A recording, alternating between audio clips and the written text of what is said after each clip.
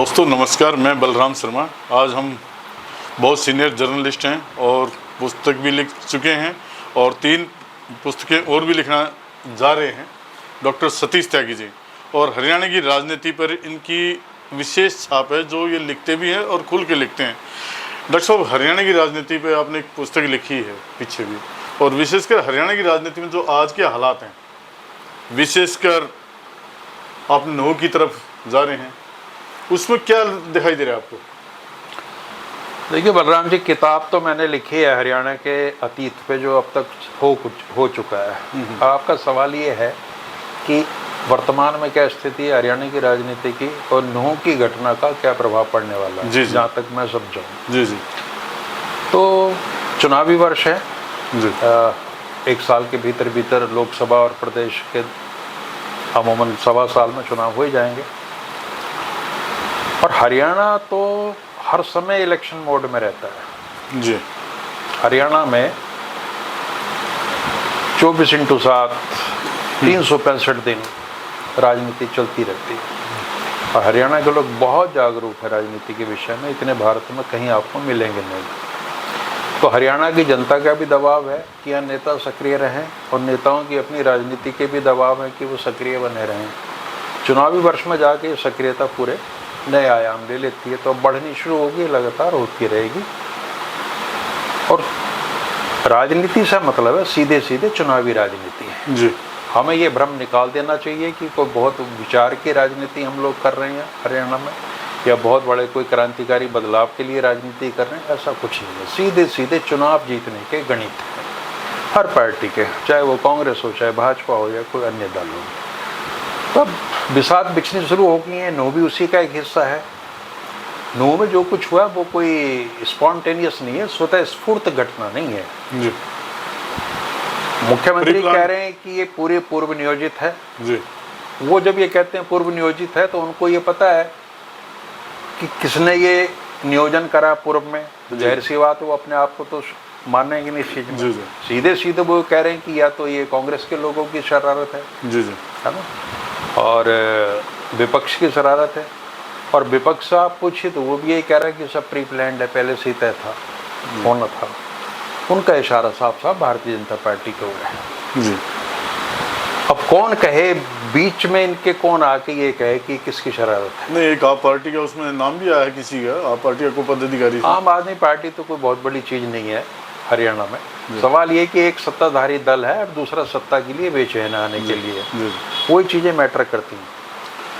तो होना ये चाहिए कि समाज के जो प्रबुद्ध लोग हैं, जो समाज के बारे में नज़र रखे हैं, देखिए आपराधिक मामला क्या है, किसने क्या करा, वो तो लीगल मैटर है, पुलिस की जांच है, तरह तरह की चीज़ें हैं जैसे भी। लेकिन ये हालात क्यों हुए हैं, तो इस पर एक जो निष्पक्ष राय लोगों की आनी चाहिए, वो नहीं आ रही है। डॉक्टर साहब, हाँ डॉक्टर साहब, आपने राजनीति का चर्चा की है। कांग्रेस और बीजेपी मीटिंग है, कांग्रेस हाईकमान ले रही है, और जो प्रदेश कांग्रेस के अंदर गुटबाजी है, क्या वो हाईकमान उसको समाप्त करने में कामयाब होगी? देखिए, मीटिंग है कांग्रेस की, तो एक रूटीन का काम है नहीं, जो नेताओं से मिलने जुलने का।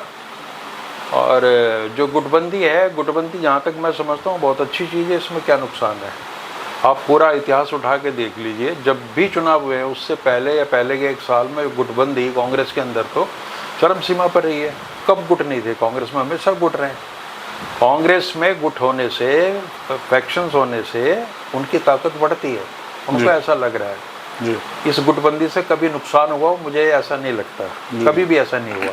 हाँ, आम जनता जरूर ये सोचती है कि अगर इकट्ठे होकर ही लड़ेंगे तो संभावनाएं ज़्यादा प्रबल हैं और अच्छा लगेगा, लेकिन ऐसा नहीं होता। लोकतांत्रिक व्यवस्था में राजनीतिक दलों के अंदर फैक्शंस, गुट, खेमेबाजी होती ही है, और वो एक राजनीति को पुश देते हैं, उसको आगे बढ़ाते हैं। अगर केवल एक ही आदमी का मसला रहेगा, एक कोई ऐसी पार्टी हो जिसमें एक ही आदमी की चलती है, एक ही विचारधारा है और एक ही गुट है, तो जाहिर सी बात है कि वो बहुत सारे वर्ग को, बड़े वर्ग को उसमें कवर नहीं कर पाएंगे। तो इसलिए जो गुटबाजी हो रही है कांग्रेस की, उससे मुझे नहीं लगता कि कोई नेगेटिव प्रभाव हरियाणा की राजनीति पर पड़ने वाला है। हाँ, बेहतर होगा कि सारे गुट आपस में मिल के चुनाव लड़ने तो बेहतर है, और उसी दिशा में शायद खड़गे जी प्रयास कर रहे हैं। डॉक्टर साहब, आपका चौटाला परिवार से विशेष लगाव रहा है और दोनों आपके अच्छे ताल्लुकात भी हैं, दोनों से, अजय परिवार से भी और अभय परिवार से भी। तो क्या संभावना है इनके इकट्ठा संगठित होने का? देखिए, जहाँ तक चौटाला परिवार से प्रेम की बात है, पहले तो मैं साफ कर दूं, मेरा प्रेम तो सभी से है। नहीं, सभी से फिर भी आपका विशेष लगाव रहा है ना, लगाव कुछ नहीं, ऐसा कोई विशेष नहीं है। जब चौटाला थे तो हम चौटाला से बहुत दूर थे, और जब हुड्डा थे तो हुड्डा के खिलाफ भी लगे रहे। तो विरोध एक्चुअल में ना ओम प्रकाश चौटाला का था, ना भूपेंद्र हुड्डा का था, और ना आज मनोहर लाल का है। जी जी। ये तो नीतियों का विरोध है, और वो सत्ताधारी दल का विरोध करना हर पत्रकार का एक परम दायित्व है, उसे करना ही चाहिए। जी जी।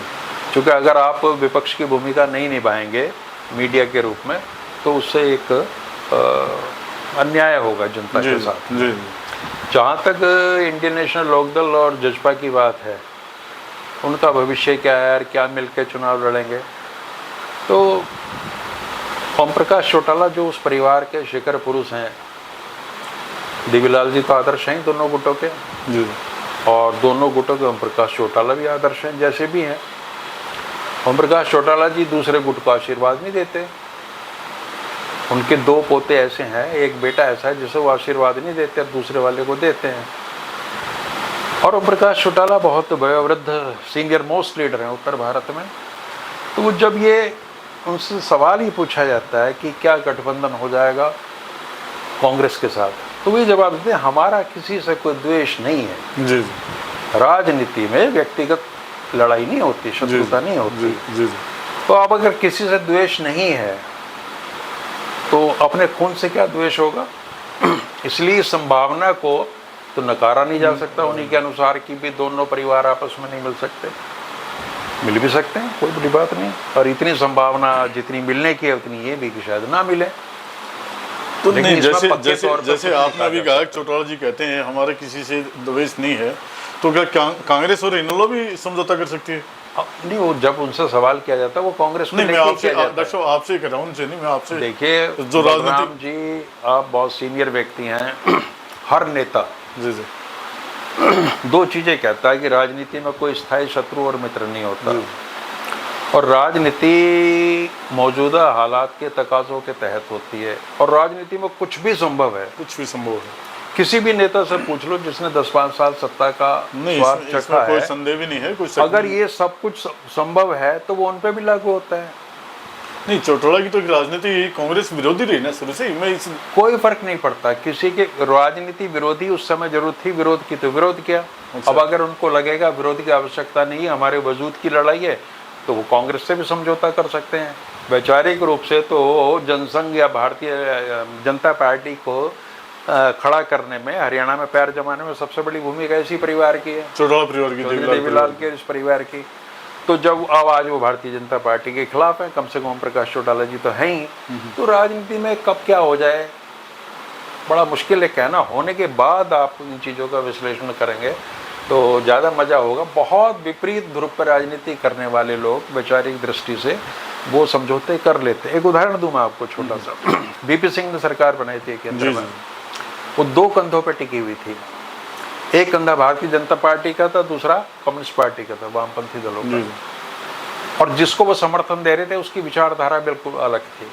तो भारतीय राजनीति में ये अजूबे हो चुके हैं। जी हाँ, चंद्रशेखर जी प्रधानमंत्री बने कांग्रेस के समर्थन से, देवीलाल जी ने कांग्रेस का समर्थन लिया था। चौधरी चरण सिंह ने इंदिरा गांधी जी को जेल भिजवाया था, उनकी मदद से वो प्रधानमंत्री बने।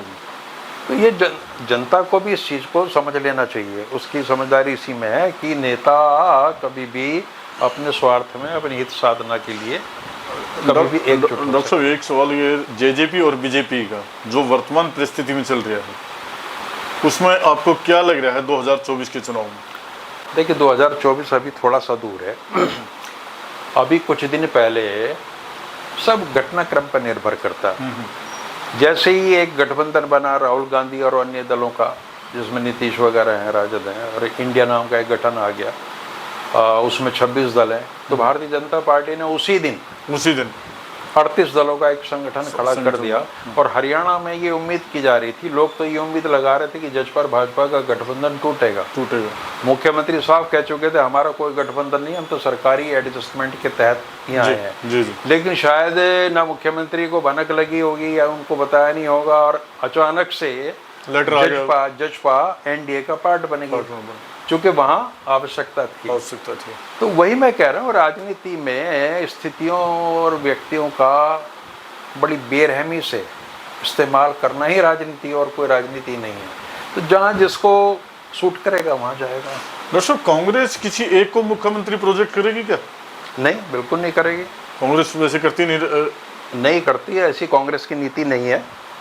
लेकिन उसके बावजूद भी लोगों को पता होता है कि कौन मुख्यमंत्री बनने जा रहा है। नहीं, लोगों को तो, आपको ध्यान हो चौधरी भजनलाल जी का नंबर था, आपको ध्यान हो चौधरी भजनलाल जी के नेतृत्व में चुनाव लड़ाया गया था।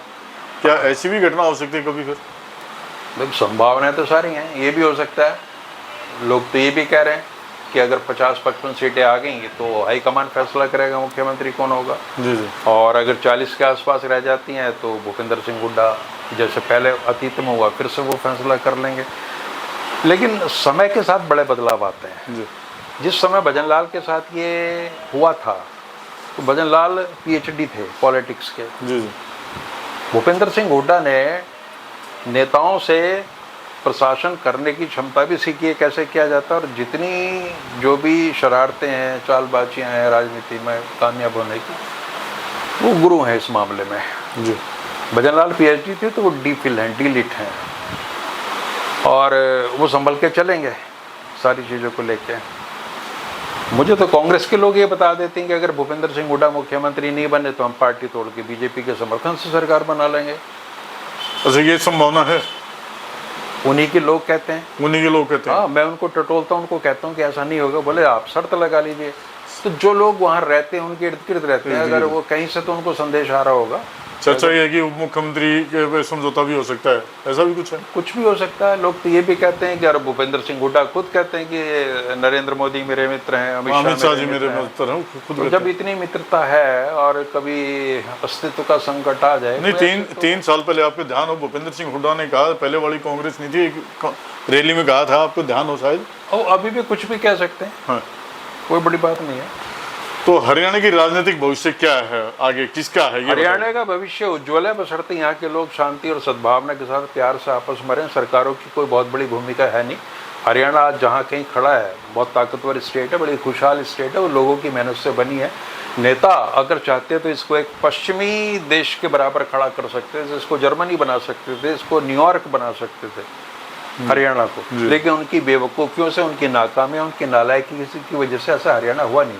हाँ, हरियाणा के लोग अपनी ताकत से जो कुछ बना सकते थे वो उन्होंने बना दिया, और आई एम कॉन्फिडेंट कि ये प्रगति होती रहेगी। डॉक्टर, एक सिंपल सा सवाल मेरा और है, हरियाणा का आज का युवा नशे की उसमें गिरफ्त में जा रहा है, उसके बारे में आपका क्या कहना? सिर्फ और उससे क्या सुझाव? उसमें क्या सुझाव? प्रश्न है आपका कि युवा क्यों जा रहा है। उन युवाओं में ना तो आपका बेटा है ना मेरा बेटा है जी, ना ही समाज के जो संपन्न लोग हैं जो नौकरी कर रहे हैं और जिनके पास में कमाई के साधन है, ना उनके बेटे जा रहे हैं। आप कहीं भी कर लेना, हमें ये देखना होगा कि समाज का कौन सा वर्ग है जो नशे की तरफ जा रहा है। जी। आप देखेंगे कि वहाँ या तो गरीबी है, बेरोजगारी है, या और दूसरी तरह की समस्या है। इस सामाजिक समस्या का निदान भी प्रशासनिक स्तर पर हो सकता है कि आप पहली बात तो उनको, लोगों को रोजगार दो जी, ये सबसे बड़ी ज़रूरत है। उनकी आर्थिक स्थिति सही होगी तो कोई आदमी नहीं है ऐसा जो अपने जीवन के साथ खेलना चाहता है। कोई आदतन ऐसा कर रहा है तो वो 1-2% मुश्किल से लोग होंगे। लेकिन अगर ये समस्या के रूप में उभर के आता है, जैसे पंजाब में रहा, अब उड़ता हरियाणा जैसी कोई धारणा है, तो हाँ, यहाँ के नेतृत्व को भी, और सबसे ज़्यादा सामाजिक नेतृत्व को ये सोचना चाहिए। सामाजिक नेतृत्व से मेरा ताल्लुक़ है कि यहाँ जो जातियों की सभाएं बनी हुई हैं, संगठन बने हुए हैं, कि वो अपनी अपनी जातियों में जागरूकता अभियान चलाएं, एनजीओज़ के माध्यम से चलाएं। और सरकार का ये दायित्व है कि वो बेरोजगारी को पर पूरी तरह से अंकुश लगाए। किसी भी, अगर आपका युवा व्यस्त है तो फिर मस्त नहीं हो सकता। उसकी मस्ती का उपाय तो ये है कि उसको व्यस्त रखो, और व्यस्तता का एक ही उपाय है कि वो, उसके पास रोजगार हो, उसके पास नौकरी हो, उसके पास भविष्य हो, भविष्य के सपने देखने की उसकी हैसियत हो। ठीक है डॉक्टर साहब, बहुत बहुत धन्यवाद आपका। धन्यवाद।